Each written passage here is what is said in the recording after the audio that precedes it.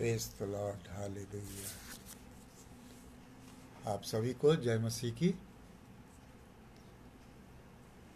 ये बड़ी खुशी की बात है, सौभाग्य की बात है।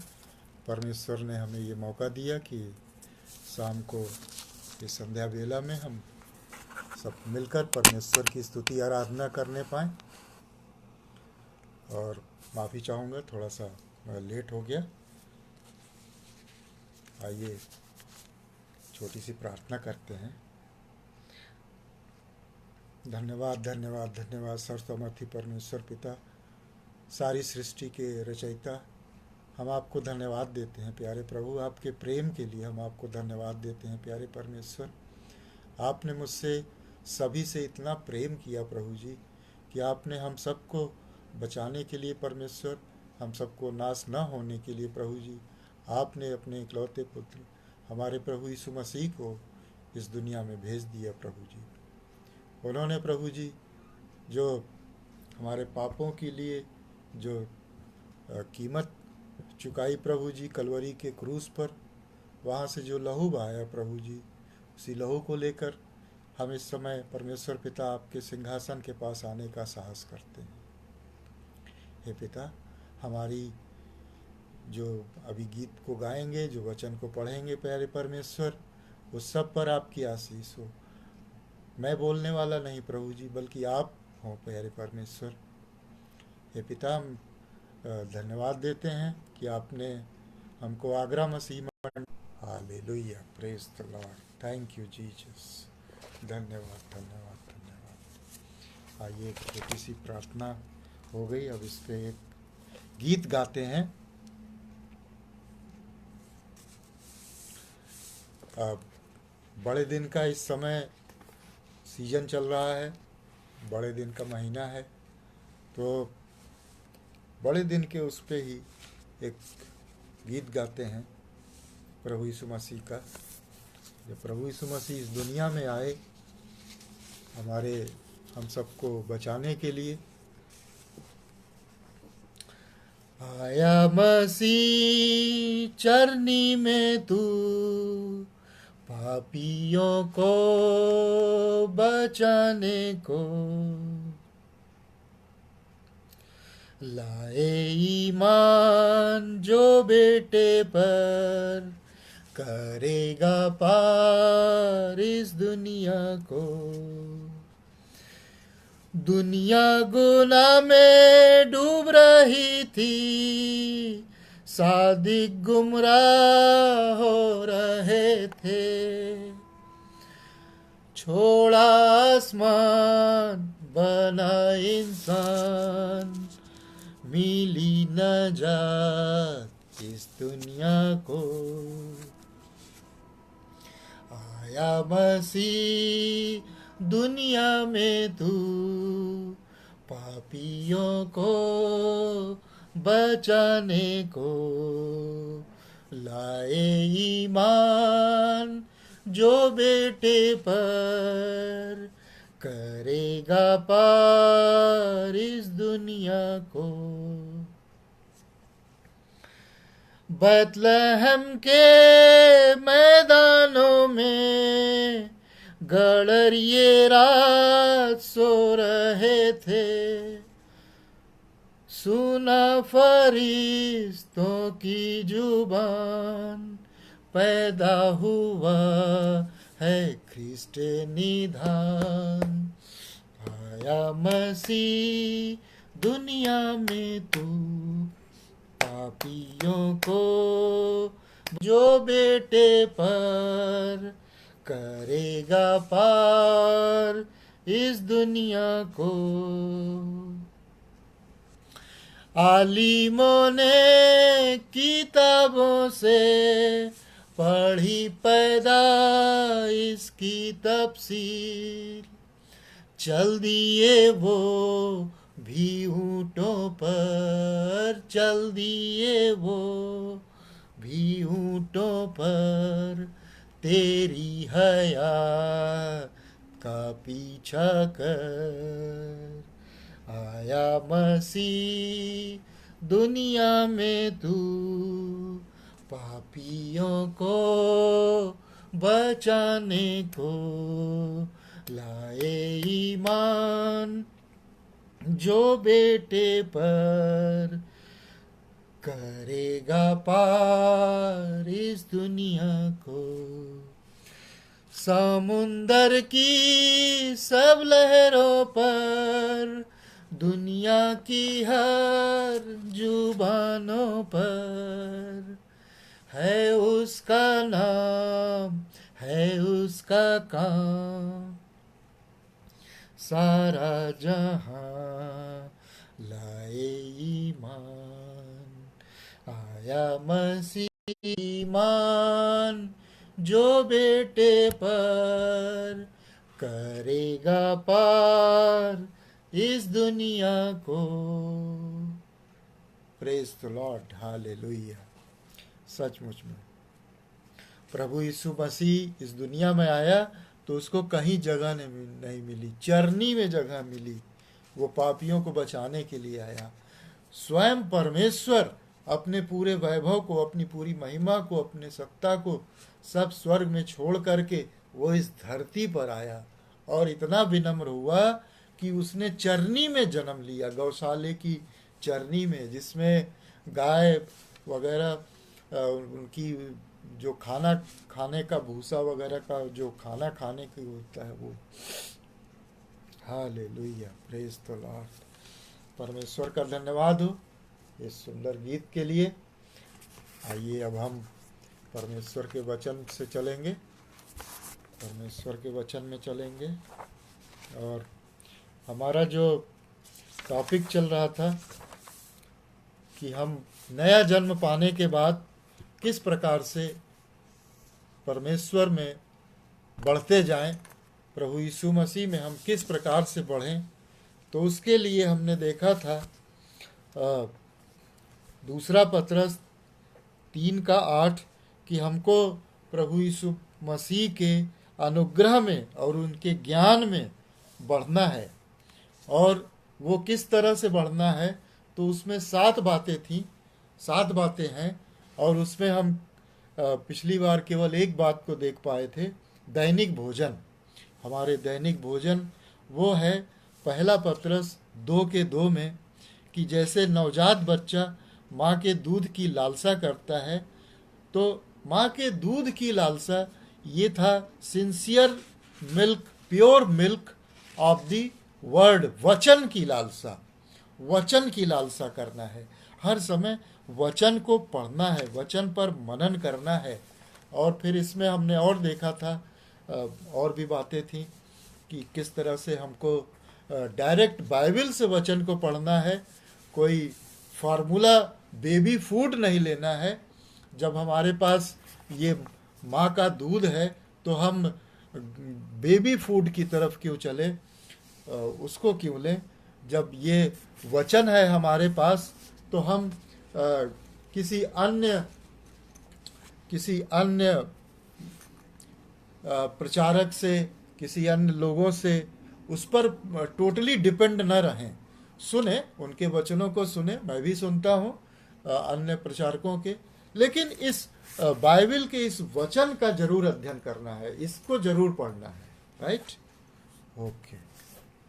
तो उसमें हमने भोजन की बात देखी थी, स्वच्छ दैनिक भोजन, हमारा डेली फूड कैसा होना चाहिए। अब हम आएंगे स्वच्छ हवा पर। भोजन के बाद हमारी जो हवा है, जो हम सांस लेते हैं, उस पर आएंगे। इस समय देखिए जो एयर की जो क्वालिटी है वो बहुत ही पुअर हो गई है। इस समय मैं इस समय इटावा में हूँ। इटावा में न तो कोई बहुत ज़्यादा कार हैं, ट्रक हैं जैसे बड़े शहरों में होती हैं, न ही कोई इंडस्ट्री है।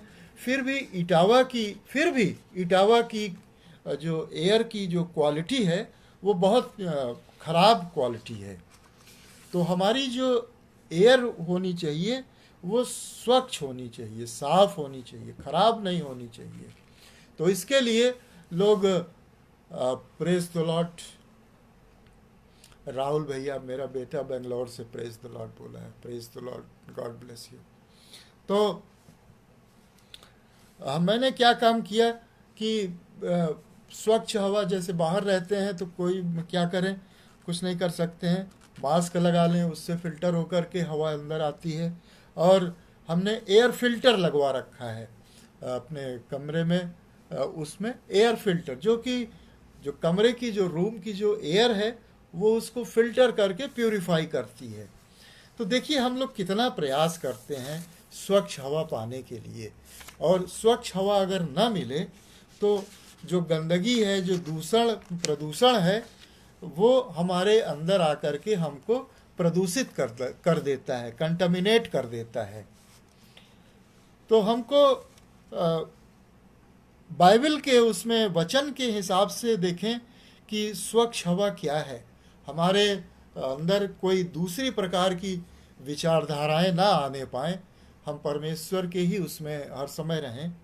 तो इसके लिए हम देखते हैं पहला थिस्सलुनीकियों 5:17, फर्स्ट थिस्सलुनीकियों चैप्टर 5 वर्स 17, जहाँ पर लिखा है कि निरंतर प्रार्थना करते रहो, प्रे कंटिन्यूली, निरंतर प्रार्थना करते रहना है, हमको कभी भी प्रार्थना करना बंद नहीं करना है। Never stop praying. क्या प्रार्थना करना है? हर बात में परमेश्वर को धन्यवाद देना है। आगे 18 वचन में इसी में लिखा हुआ है, हर बात में परमेश्वर को धन्यवाद देना है और परमेश्वर की इच्छा को पूरी करना है। अब परमेश्वर की इच्छा क्या है? हर बात में धन्यवाद करो, निरंतर प्रार्थना में लगे रहो, क्योंकि तुम्हारे लिए मसीह यीशु में परमेश्वर की यही इच्छा है, यही इच्छा है। हर बात में परमेश्वर को धन्यवाद देना है और हर समय निरंतर प्रार्थना करते रहना है। प्रभु यीशु मसीह ने हमको प्रार्थना करना सिखाया है, किस प्रकार से हमको प्रार्थना करनी चाहिए। तो वो पाया जाता है मत्ती रचित सुसमाचार उसका 6 अध्याय और उसके 5 पद से लेकर के 13 पद तक लिखा हुआ है कि हमको किस प्रकार से प्रार्थना करना है। प्रभु यीशु मसीह स्वयं हमको सिखा रहे हैं। 5वां पद, 6 अध्याय का 5वां पद, जब तू प्रार्थना करे तो कपटियों के समान न हो, क्योंकि लोगों को दिखाने के लिए आराधनालयों में और सड़कों के मोड़ों पर खड़े होकर प्रार्थना करना उनको अच्छा लगता है। मैं तुमसे सच कहता हूं, वे अपना प्रतिफल पा चुके हैं। परंतु जब तू प्रार्थना करे तो अपनी कोठरी में जा, द्वार बंद करके अपने पिता से जो गुप्त में है प्रार्थना कर, तब तेरा पिता जो गुप्त में देखता है तब तुझे प्रतिफल देगा। लोगों को दिखाने के लिए, लोगों के ऊपर अपना इंप्रेशन जमाने के लिए कि मैं बहुत बड़ा धार्मिक हूँ, प्रार्थना नहीं करना है, बल्कि गुप्त में, एकांत में हमको परमेश्वर से प्रार्थना करना है। प्रार्थना करते समय अन्य जातियों के समान बकबक न करें, क्योंकि वे समझते हैं कि उनके बहुत बोलने से उनकी सुनी जाएगी। प्रार्थना करने में फालतू बातें ना करें। क्या करना है प्रार्थना करने में? जैसे अभी पहला थिस्सलुनीकियों 5:18 में देखा कि हर समय धन्यवाद देना है। प्रार्थना करने में हर समय धन्यवाद देता है, परमेश्वर के प्रेम के लिए धन्यवाद देना है कि परमेश्वर ने हम सब से इतना प्रेम किया कि उसने हम सबको बचाने के लिए वो परमेश्वर स्वयं इस धरती पर आ गया और उसने हम सबके पापों का दाम चुकता किया। कलवरी क्रूस पर अपने प्राणों की कुर्बानी दे करके वो मर गया, दफनाया गया और तीसरे दिन वो जी उठा और वो फिर दोबारा आने वाला है। इस बात के लिए हमको परमेश्वर को धन्यवाद देना है कि हमारा नाम उसने अपनी हथेली पर खोद के लिखा हुआ है। हमारा नाम उसने स्वर्ग में अपनी जीवन की पुस्तक, इसके लिए हमको परमेश्वर का धन्यवाद देना है।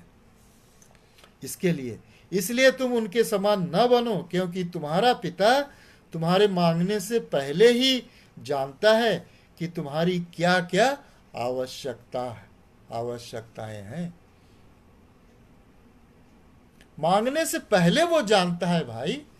लिखा है कि मांगो तो तुम्हें दिया जाएगा, लेकिन वो मांगने से पहले ही जानता है कि हमारी क्या आवश्यकताएं हैं।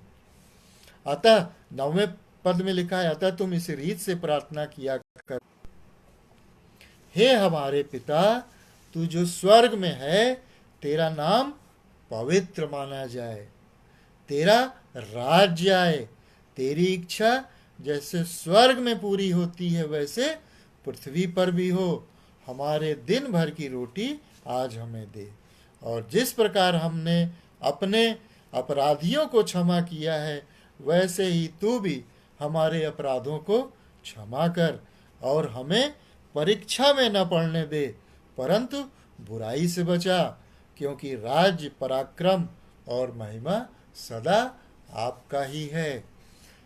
अब अगर इसी पर पूरा सरमन दिया जाए तो घंटों घंटों इसी पर मात्र सरमन है, लेकिन फिर बहुत लंबा हो जाएगा। तो इसलिए प्रभु यीशु मसीह ने, हम यहीं पर रुकते हैं कि प्रभु यीशु मसीह ने हमको प्रार्थना करना सिखाया है।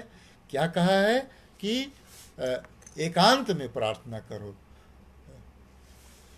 और मत्ती 14 के 19 से 21 में प्रभु यीशु मसीह ने किस प्रकार से प्रार्थना किया जब वो 5000 लोगों को रोटी खिला रहा था। हालेलुया।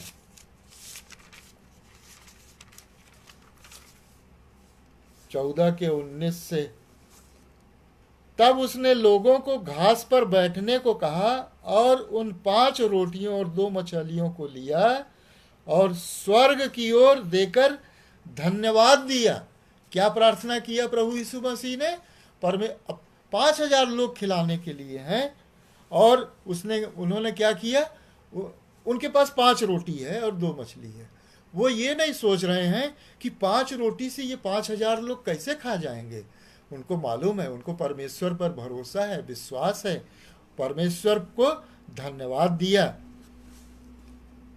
और रोटियां तोड़ तोड़ कर चेलों को देता गया, और चेलों ने लोगों को दिया।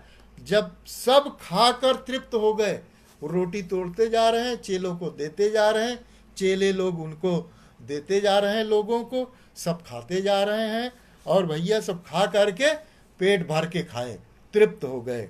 और खाने वाले स्त्रियों और बालकों को छोड़कर 5000 पुरुषों के लगभग थे। और जब सब खाकर तृप्त हो गए तो मालूम फिर भी 12 टोकरियां बची रह गईं। चेलों ने बचे हुए टुकड़ों से भरी हुई 12 टोकरियां उठाई।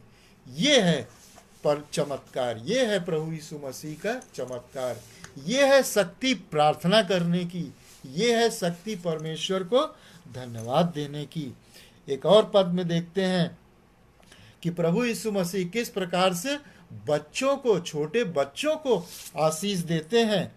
मत्ती 19 के 13 में है ये बात।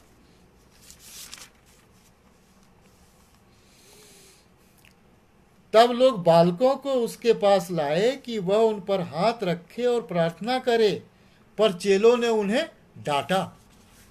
ये चेले लोग और उनके जो यीशु मसीह के चेले हैं, बड़े बड़े, ये बहुत से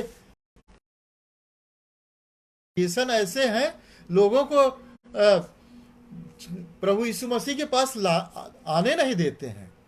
कुछ चर्च तो ऐसे हो गए हैं, इतने ज़्यादा उनके मेंबर हो गए हैं कि उनके चर्च की पास्टरेट कमेटी ने ये निर्णय लिया कि अब कोई नया मेंबर इस चर्च में नहीं बनेगा।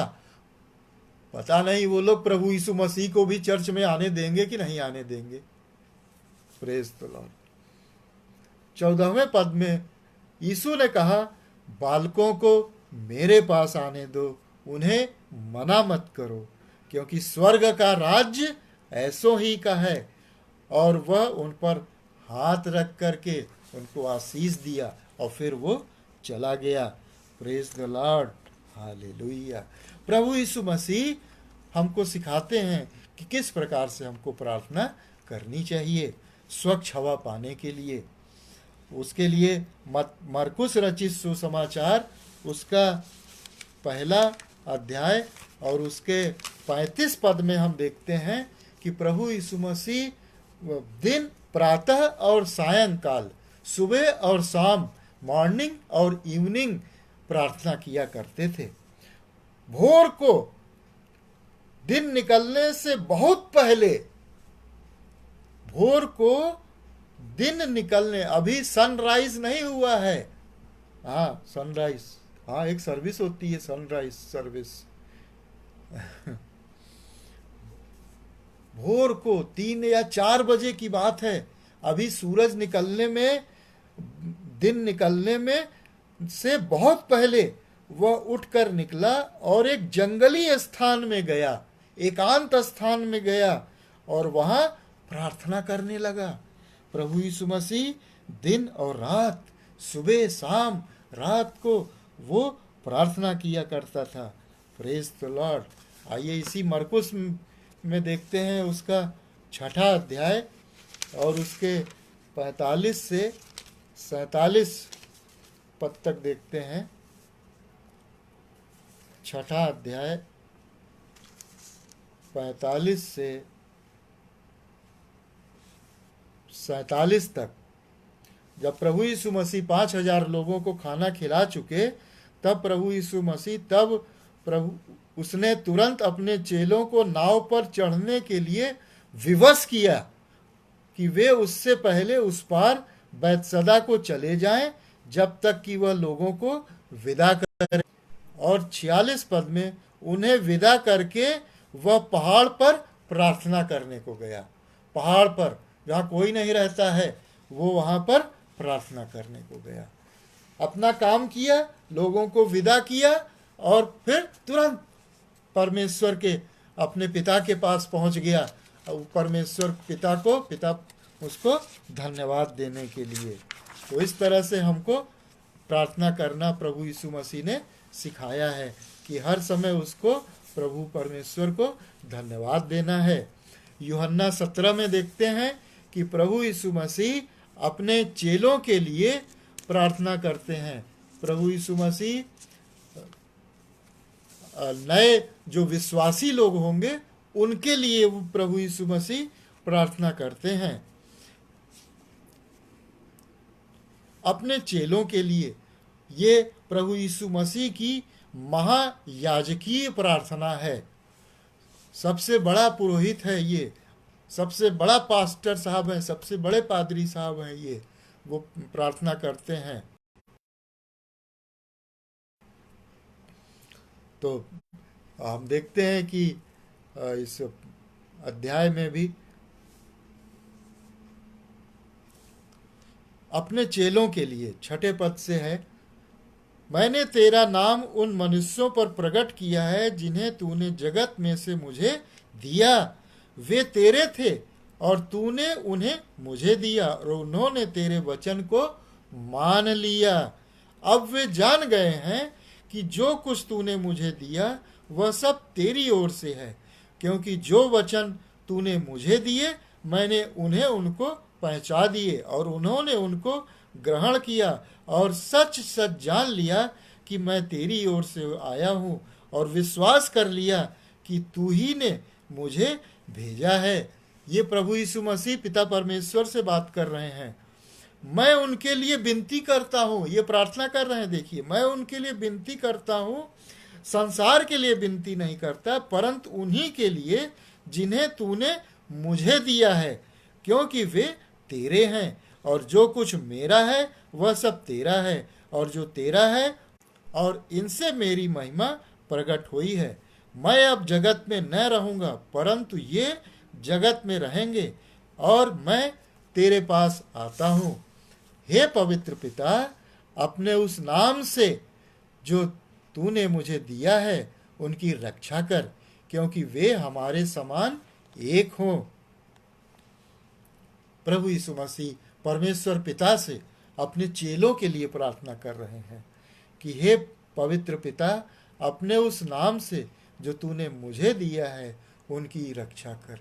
यीशु नाम से उनकी रक्षा कर, क्योंकि वे रक्षा कर कि वे हमारे समान एक हो जाएं।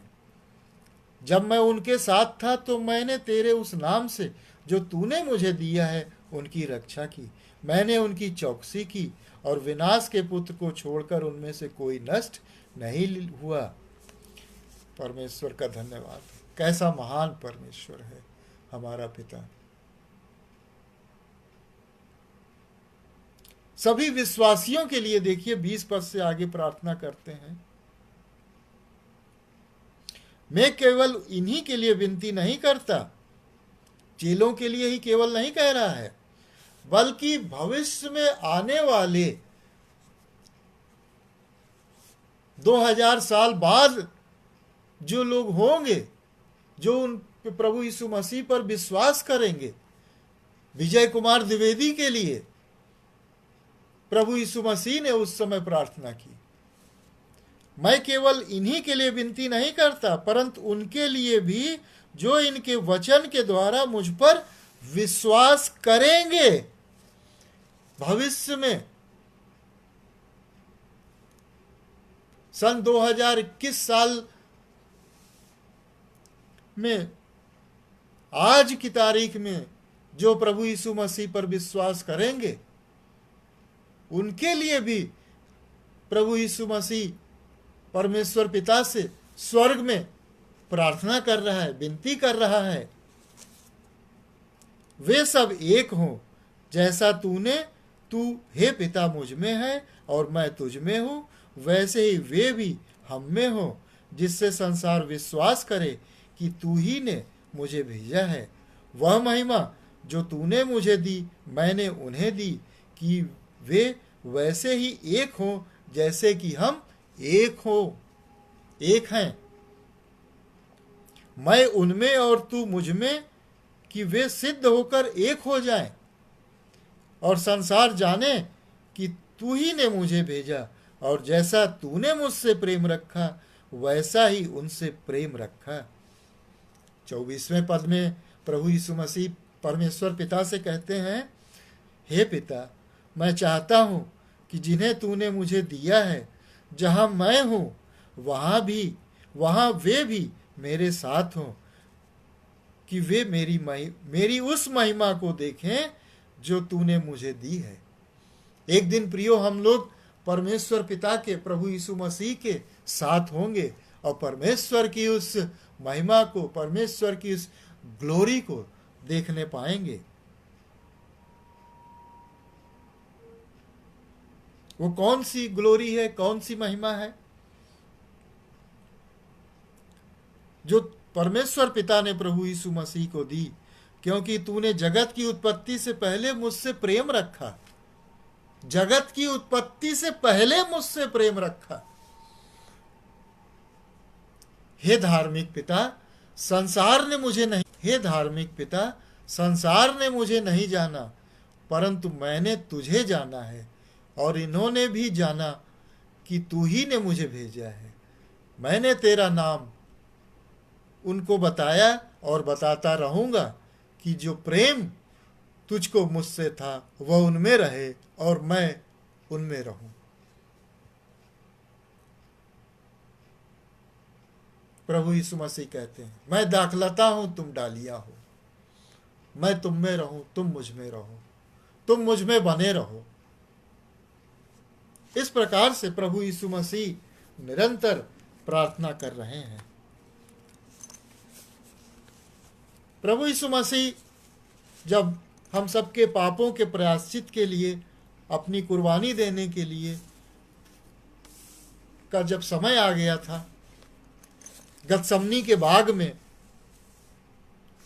वहां पर भी प्रभु यीशु मसीह प्रार्थना करते हैं। वहां पर भी प्रभु यीशु मसीह प्रार्थना करते हैं, कहते हैं कि हे पिता, हो सके तो ये कटोरा मुझसे हटा ले, परंतु मैं नहीं बल्कि तेरी इच्छा पूरी हो। ये पाया जाता है मत्ती 26 अध्याय, मत्ती का 26 अध्याय उसके 36 से, मत्ती 36 से 42, मत्ती 36 से 42 पद तक। गतसमनी में प्रभु यीशु मसीह प्रार्थना करते हैं। तब यीशु अपने चेलों के साथ गतसमनी नामक एक स्थान में आया और अपने चेलों से कहने लगा, यहीं बैठे रहना जब तक मैं वहां जाकर प्रार्थना करूं।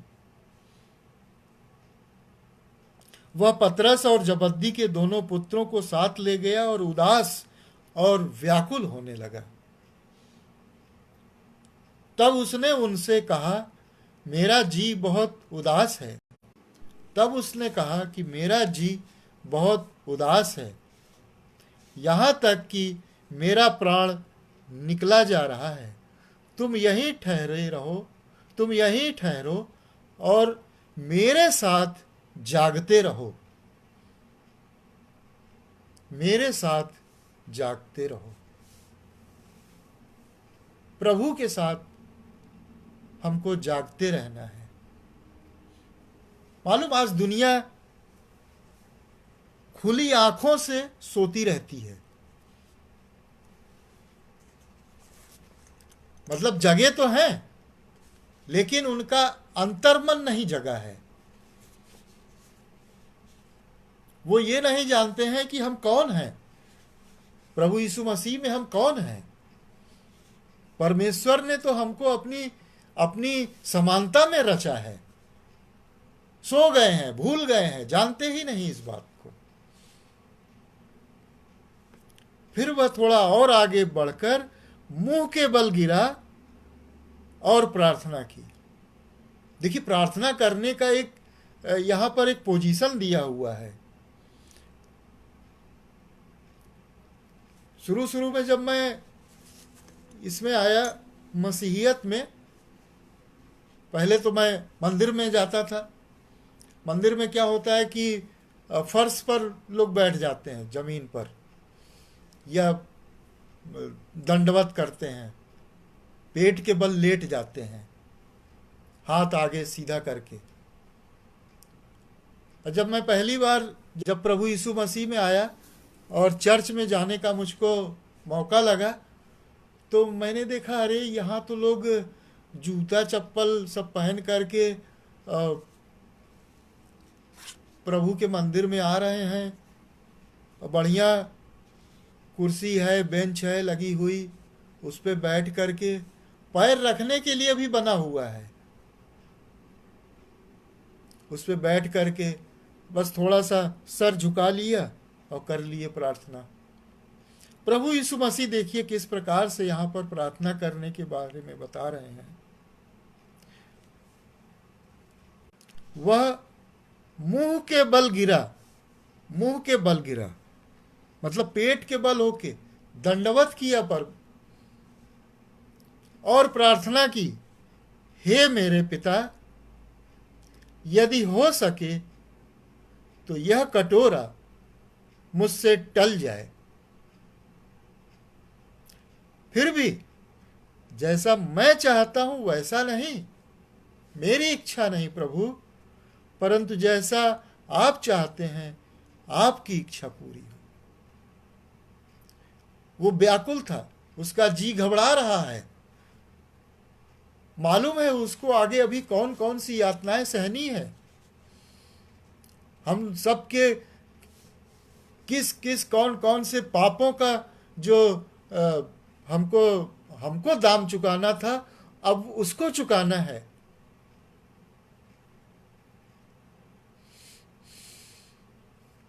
फिर भी वो कहता है, प्रार्थना तो किया, हे प्रभु मुझको ये चाहिए, मैं चाहता हूं कि ये हो जाए। हे मेरे पिता, यदि हो सके, इफ पॉसिबल। पता नहीं अंग्रेजी की बाइबल में कैसा होगा, मैं तो ऐसे ही बोल दिया, यदि हो सके, इफ पॉसिबल, तो यह कटोरा मुझसे टल जाए।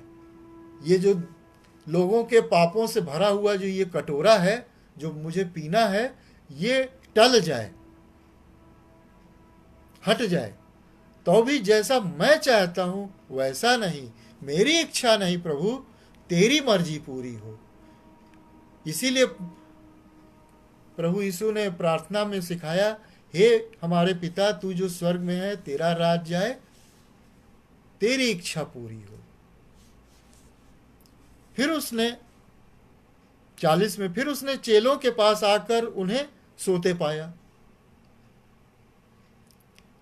परमेश्वर की आज्ञा थी कि आप जागते रहिए। अब प्रभु वहां प्रार्थना कर रहे हैं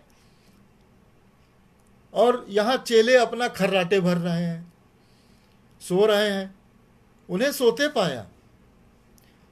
तो पतरस से कहा, क्या तुम मेरे साथ एक घड़ी भी न जाग सके?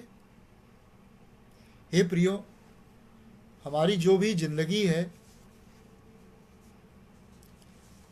10 साल, 20 साल, 40 साल, 50, 60, 60 साल, 70, 80, 90, 100, जो भी अब हमारी अवस्था है, क्या उस 80 साल, 90 साल की उम्र में क्या हम एक घड़ी भी परमेश्वर के लिए, हम एक घड़ी भी न जाग सके? हम केवल इस संसार की बातों में ही लगे रहे? जैसे अभी हम थोड़ा सा हिंट दिए थे कि जागना क्या है, अपने आप को पहचानना क्या है, कि हम कौन हैं। हम परमेश्वर की समानता में रचे गए हैं, और जो प्रभु यीशु मसीह पर विश्वास कर लेते हैं वो परमेश्वर की निज प्रजा हो जाते हैं, वो परमेश्वर के पुत्र हो जाते हैं। इस बात को क्या हम एक सेकंड के लिए भी क्या हम जान नहीं पाते हैं, फील नहीं कर पाते हैं? यही न जाग सके, जागते रहो और प्रार्थना करते रहो। तो परमेश्वर कह रहे हैं जागते रहो, कभी मत सो। ये दिन और रात के सोने की बात नहीं चल रही है यहां पे प्रियो। जागते रहो और प्रार्थना करते रहो, जागते रहो और प्रभु को धन्यवाद देते रहो, परमेश्वर को धन्यवाद देते रहो।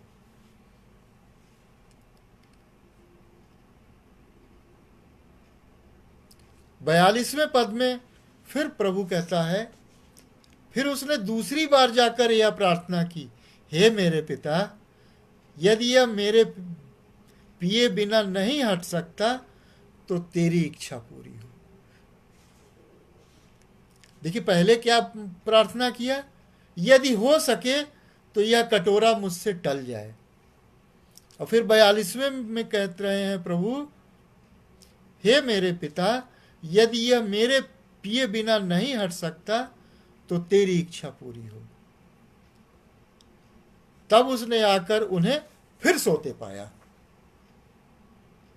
अरे तब से लेकर के आज 2021 साल बीत गए हैं, अभी भी अधिकांश मसीही विश्वासी सो ही रहे हैं।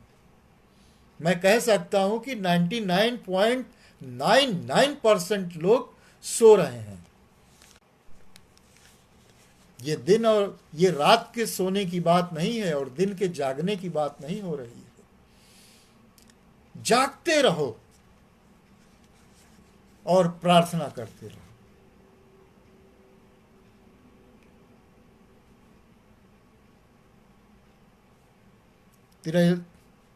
44 में उन्हें छोड़कर वह फिर चला गया और उन्हीं शब्दों में फिर तीसरी बार प्रार्थना की। एक बार प्रार्थना कर रहा है, 2 बार प्रार्थना कर रहा है, आज देख रहा है, चेलों को देख रहा है, फिर सो रहे हैं, फिर कह रहा है उनसे जागते रहो भाई, प्रार्थना करते रहो, परमेश्वर को धन्यवाद देते रहो। फिर प्रभु यीशु मसीह फिर परमेश्वर पिता से प्रार्थना करने गए, फिर लौट के आते हैं, फिर देखते हैं चेले सब सो रहे हैं, फिर कहते हैं अरे तुम एक घड़ी भी नहीं जाग सकते क्या मेरे साथ? कैसे तुम मेरे चेले हो? तुम्हारा गुरु लगातार प्रार्थना कर रहा है, मुसीबत में पड़ने वाला है तुम लोगों की वजह से, तुम्हारे पापों की वजह से। और तुम हो कि सो ही रहे हो, एक सेकंड भी नहीं मेरे साथ जाग सकते।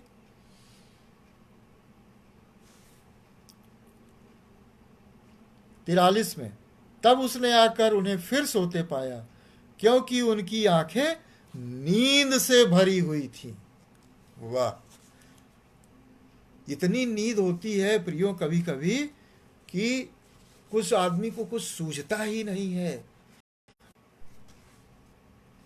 हमने ट्रेनों में यात्रा करते हैं, बसों में देखते हैं, बैठे बैठे लोग सो जाते हैं, नींद आ जाती है, वो एक दूसरे के ऊपर गिरते पड़ते रहते हैं, एक दूसरे के ऊपर। बगल वाला उसको धक्का देता है, वो उठते हैं, फिर गिर जाते हैं उसी पे, फिर नींद से भरे हुए हैं बिल्कुल। कभी नींद ऐसी आ जाती है कि खड़े खड़े से लोग सो जाते हैं। ये वो सोने की बात नहीं हो रही है। जहां तक मुझको पवित्र आत्मा से जहां तक एहसास हो रहा है, आभास हो रहा है, ये उस सोने की बात हो रही है कि हम भूल जाते हैं कि हम कौन हैं। तब उसने चेलों के पास, कहा 44 में, उन्हें छोड़कर वह फिर चला गया और उन्हीं शब्दों में फिर तीसरी बार प्रार्थना की। 45 में, तब उसने चेलों के पास आकर उनसे कहा, अब सोते रहो और विश्राम करो। सोते रहो और विश्राम करो।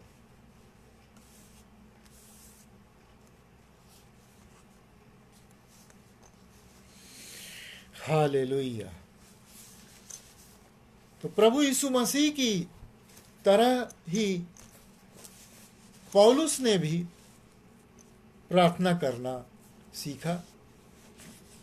पौलुस भी लगातार प्रार्थना करता था, हर समय, हर हाल में, हर परिस्थितियों में लगातार प्रार्थना करता था।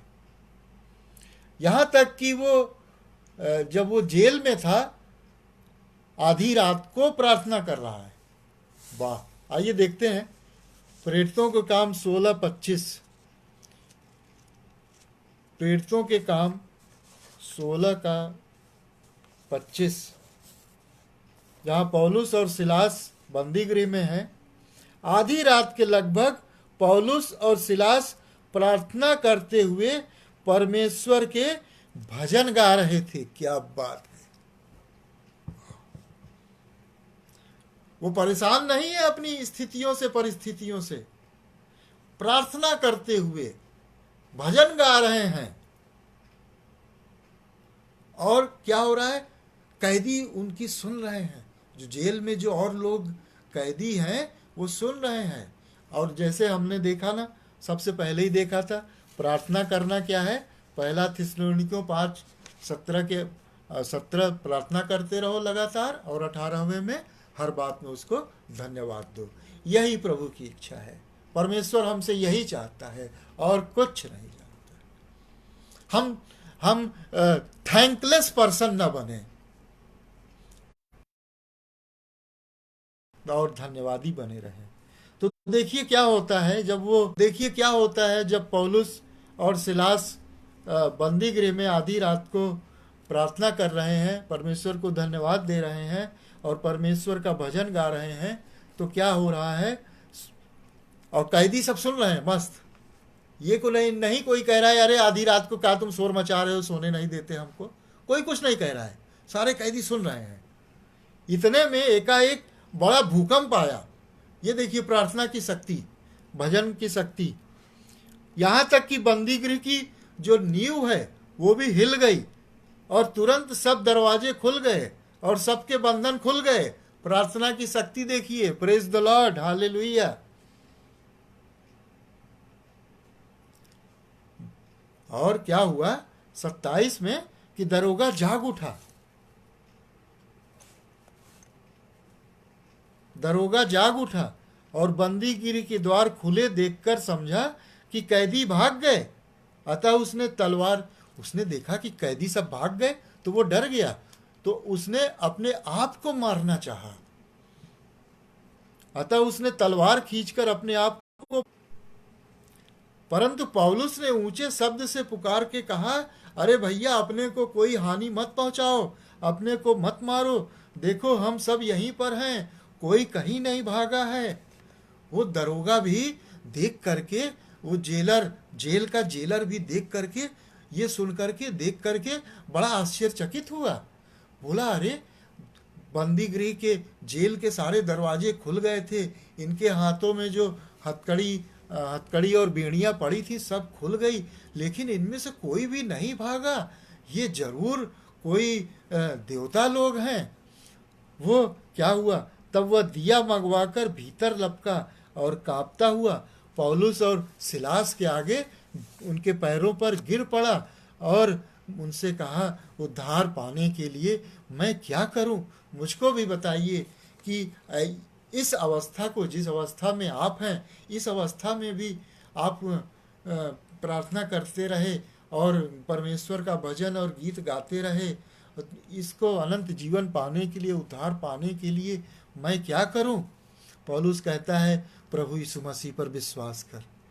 वाह, क्या बात है! प्रभु यीशु मसीह पर विश्वास कर तो तू और तेरा घराना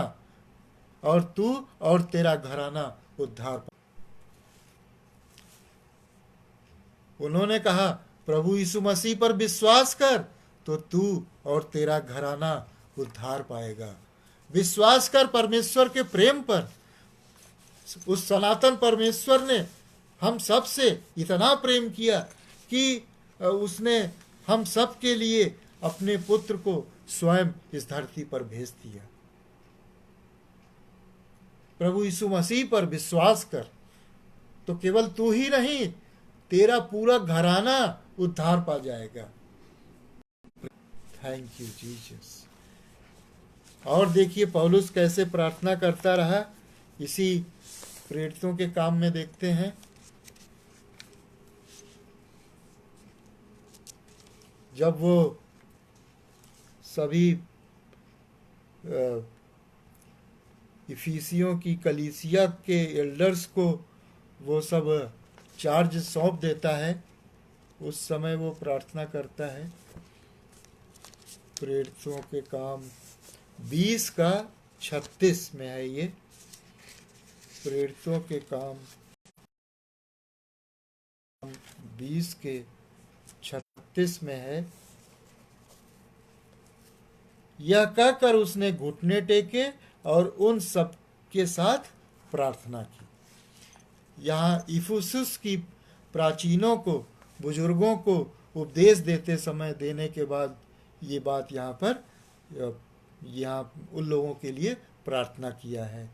यहाँ कैसे घुटने टेक करके उन सब के साथ प्रार्थना की। अरे घुटनों में दर्द हो जाए तो होता रहे, घुटनों में दर्द बना रहे, घुटने में दर्द। घुटने टेक करके मतलब सरेंडर, अपने आप को सरेंडर कर देना है, कंप्लीट सरेंडर। घुटने कब टेकते हैं? जब पूरा आत्मसमर्पण कर देते हैं, आत्मसमर्पण करते हैं, तब घुटने टेकते हैं। घुटने टेकने का यहाँ मतलब ये है पूरा कंप्लीट सरेंडर कर देना। जो भी हमारे हथियार हैं, जो भी अस्त्र शस्त्र हैं हमारे, सब प्रभु के चरणों में रख देना। अपना अहंकार, अपनी ईर्ष्या, अपना घमंड सब प्रभु के चरणों पे रख देना। Praise the Lord, hallelujah.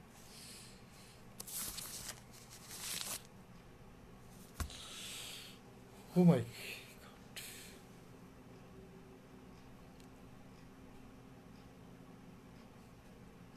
पौलुस एक जगह और प्रार्थना करते हैं। प्रेरितों के काम 28:8 में, जब वो माल्टा द्वीप में थे, 28:8 में।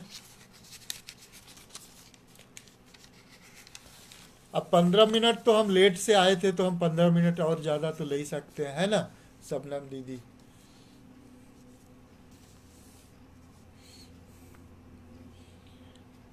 अट्ठाईस के 8 में है, पुबलियुस का पिता ज्वर और आव लहू से रोगी पड़ा था।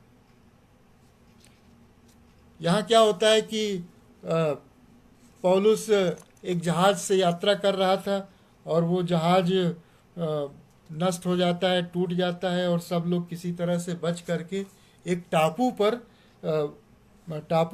पे पहुंचते हैं।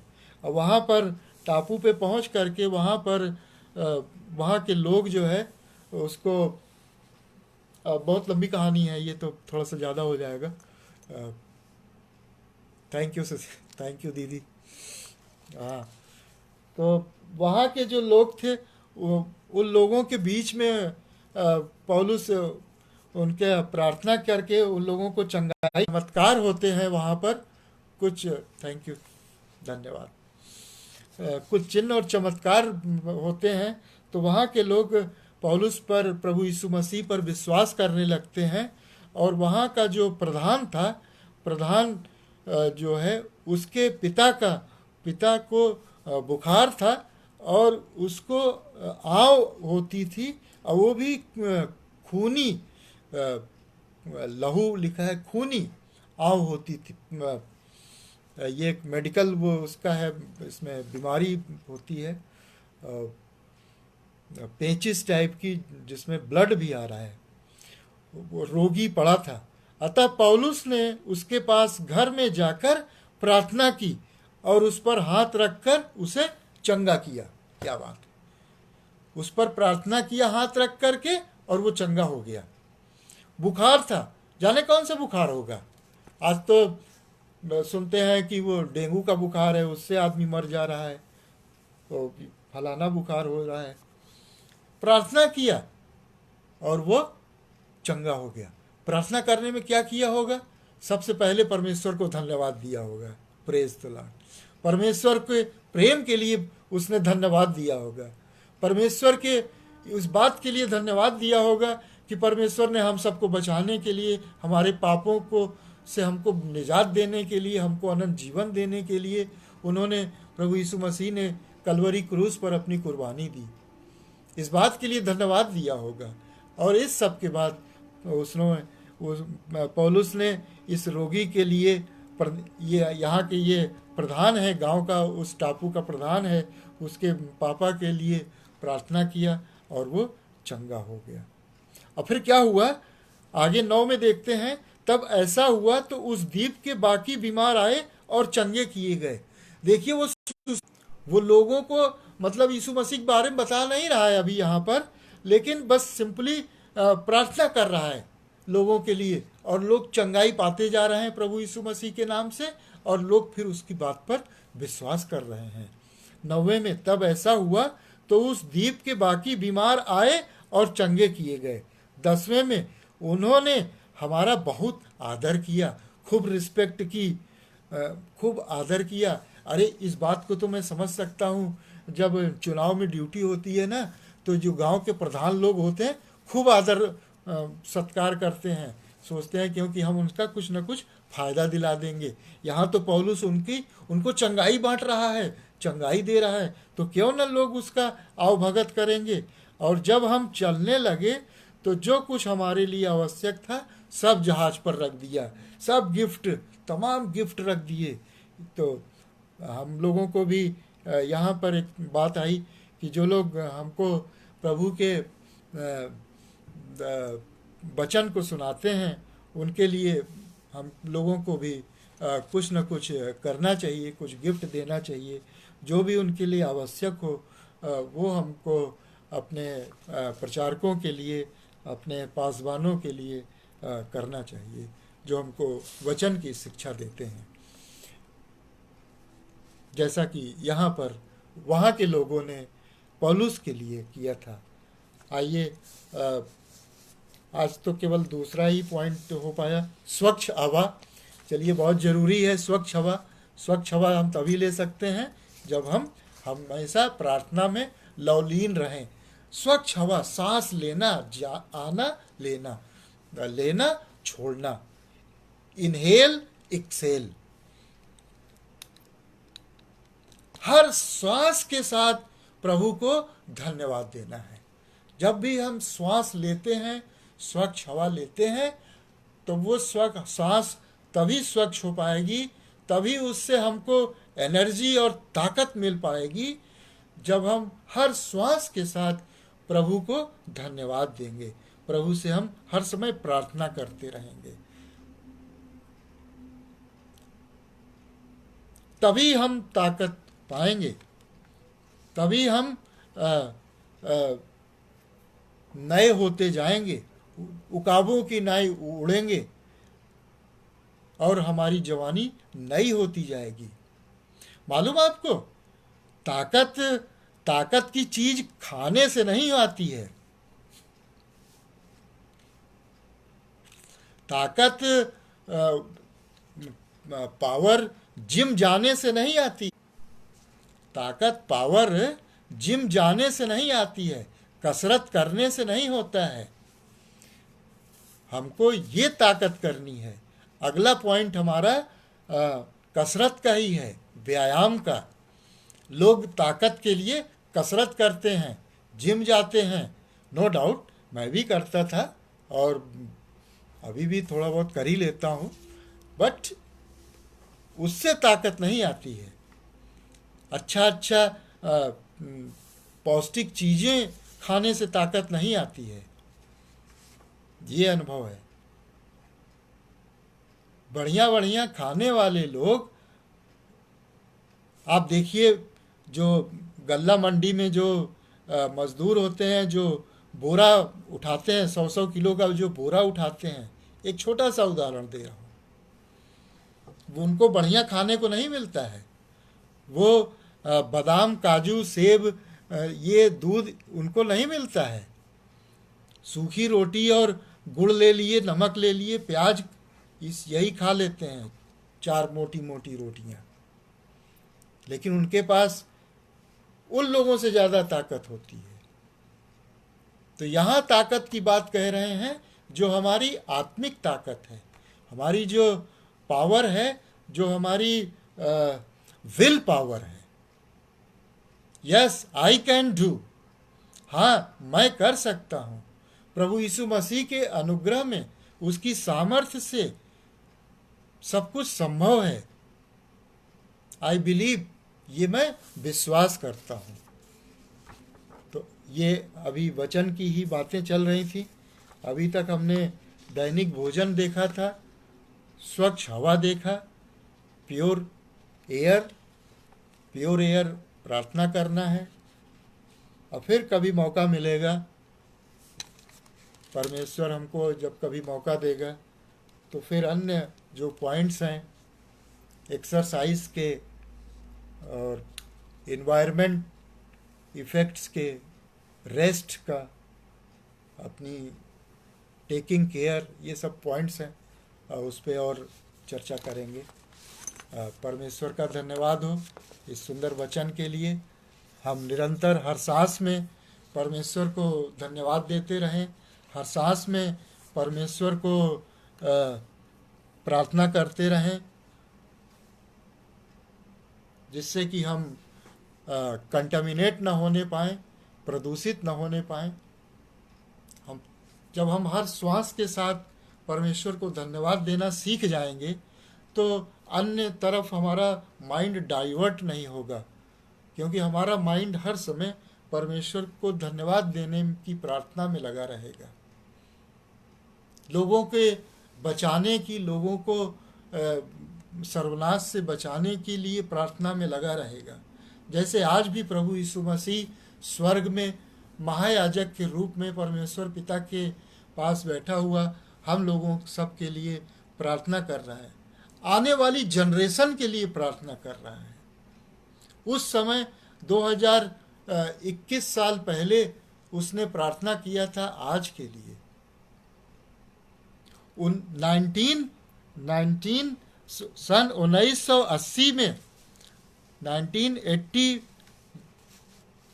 1980 साल पहले उसने विजय कुमार द्विवेदी के लिए प्रार्थना किया था कि प्रभु ये विश्वास में आएगा, इसको बचाना है प्रभु। एक एक का नाम लेकर के उसने प्रार्थना किया है। क्या बात है, सोचिए कभी, हम सबका नाम हाथ पे, हथेली पे खोद के लिखा हुआ है, इनग्रेव्ड पेंट नहीं है, खोद के लिख दिया है। कितना महान परमेश्वर है हमारा। ऐसे परमेश्वर, महान परमेश्वर के लिए, उनके इस महान प्रेम के लिए हम धन्यवाद देते हैं। आइए प्रार्थना करें। धन्यवाद देते हैं सर्वसामर्थी परमेश्वर पिता, आपके महान प्रेम के लिए। प्यारे परमेश्वर, होने दे पिता कि हम हर समय आपके वचन में बने रहें प्रभु जी। आपके वचन को पढ़ करके प्रभु जी आपकी इच्छा को जान सकें प्रभु जी, आपके ज्ञान में बढ़ सके प्रभु जी, आपके प्रेम में बढ़ सके प्रभु जी। आपके प्रेम की लंबाई, चौड़ाई, गहराई, ऊंचाई, सारे डायमेंशंस को हम भली भांति समझने वाले हो सके प्यारे परमेश्वर। हे पिता, होने दें कि हम निरंतर प्रार्थना करने वाले हो सकें, हम हर बात में आपके लिए धन्यवाद देने वाले हो सकें प्रभु जी। होने दें पिता कि जो लोग आपको नहीं जानते हैं वो भी आपको जान करके अपने आप को बचा सकें और उस अनंत जीवन में आपकी उस अनंत महिमा के भागी हो सके प्यारे परमेश्वर। हे पिता, हम प्रार्थना करते हैं जो लोग इस वचन को सुनते हैं ऑफलाइन और जो लोग अभी सुन रहे हैं, उनके दिलों से, उनके मनों से बात करें प्रभु जी। लोग आपको जानते तो हैं प्रभु जी, लेकिन आपकी मानते नहीं हैं। हे पिता, हम प्रार्थना करते हैं जो लोग बीमार हैं उनकी बीमारी को दूर करें।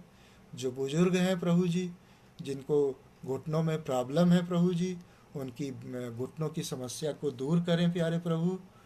जो किसी भी प्रकार की बीमारी में है, किसी को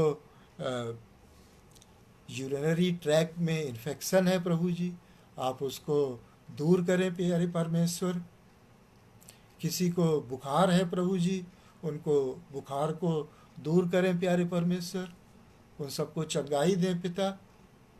जो कोरोना की जो फिर से बीमारी फैलने वाली है प्रभु जी, उसको रोकें प्रभु जी।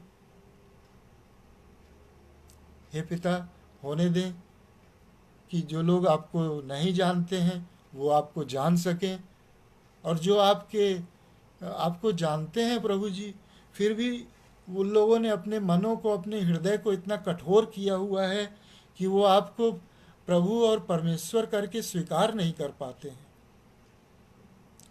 कि केवल आप ही एकमात्र प्रभु हैं, ऐसा वो नहीं स्वीकार करते प्यारे परमेश्वर। होने दे पिता कि वो भी आपके इस सच्चे सनातन प्रेम को जान सकें। हे पिता, हम प्रार्थना करते हैं आगरा मसीह मंडली पेज के लिए, भाई अनुपम डेविड के लिए, बहन सबनम डेविड के लिए, उनके पूरे परिवार के लिए, उनके बच्चों के लिए प्रभु जी। इन सब को प्रभु जी आप अपने क्रूस की आड़ में छुपा के रखें, अपनी महिमा के लिए इस्तेमाल करें। होने दे पिता कि इन सब के द्वारा और भी लोग आपको जान सकें और बचाए जा सकें। हम धन्यवाद देते हैं फिर से प्रभु जी आपके महान प्रेम के लिए। हमारी इस छोटी सी प्रार्थना को सुने पिता, अपने उद्धारकर्ता प्रभु यीशु के नाम से मांगते हैं। आमीन आमीन आमीन आमीन। Praise the Lord, praise the Lord. आप सबको जय मसीह की। थैंक यू सबनम दीदी, आपको भी प्रभु बहुत धन्यवाद दे। अभी मिलते हैं। जय मसीह।